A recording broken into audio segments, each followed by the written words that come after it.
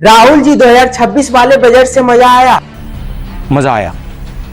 2026 का बजट पेश होते ही शेयर मार्केट पूरी तरह से गिर गया। New Income Tax Act. The much needed, much wanted relief. First time in the history of independent India. The taxpayer will need to pay. इसी टाइम आपको पता चलता है कि आपके टैक्स का पैसा गवर्नमेंट कहाँ यूज कर रहा है। इस साल का बजट काफी इम्पोर्टेंट माना जा रहा था, क्योंकि ये बजट एक ऐसे टाइम पर पेश हुआ जब ग्लोबल ट्रेड पर ट्रंप नाम का खतरा मंडरा रहा है। Content Creator Labs. 5 university town. The fiscal deficit for the financial. She Marts for Rural Women-Led Enterprise. ये इस वीडियो में समझेंगे इस बजट को डाटा के आधार पर। क्या इस बार के बजट में मिडिल क्लास को कुछ मिला है? तो इसका सिंपल सा जवाब है कुछ भी नहीं। Northeastern region.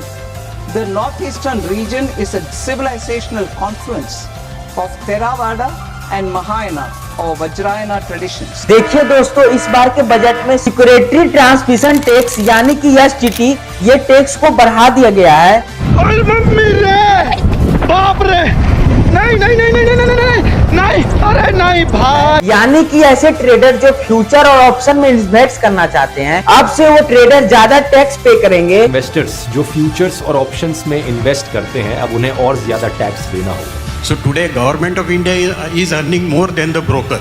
We have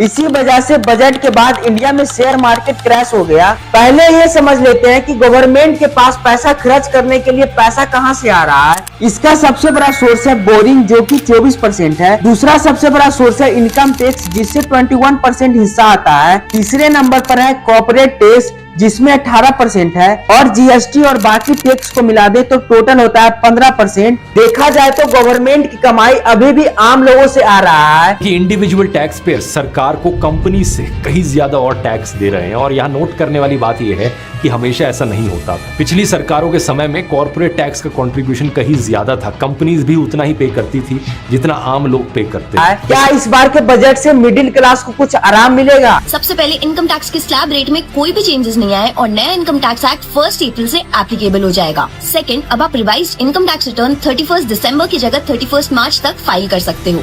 number 3, कुछ केसेस में इनकम टैक्स रिटर्न फाइल करने का डेडलाइन भी 31 जुलाई की जगह 31 अगस्त हो गया है। Number 4, overseas tours and package के केस में TCS 5 और 20% से 2% हो गया है और LRS के थ्रू एजुकेशन और मेडिकल एक्सपेंसेस का भी TCS 5% से 2% हो गया है। इसके अलावा फ्यूचर्स पे STT 0.02% से 0.05% हो गया है और ऑप्शंस के केस में 0.15% हो गया है। कमेंट बजट एंड मैं आपको इनकम टैक्स से रिलेटेड सारी चेंजेस भेज दूंगी। इन्फॉर्मेशन काम की है, इसीलिए जल्दी से सेव कर लो और अपने फ्रेंड्स और फैमिली के व्हाट्सएप ग्रुप्स में भी शेयर कर दो। इस वीडियो को पूरा देखने के लिए आप सभी को धन्यवाद। Like, share and subscribe.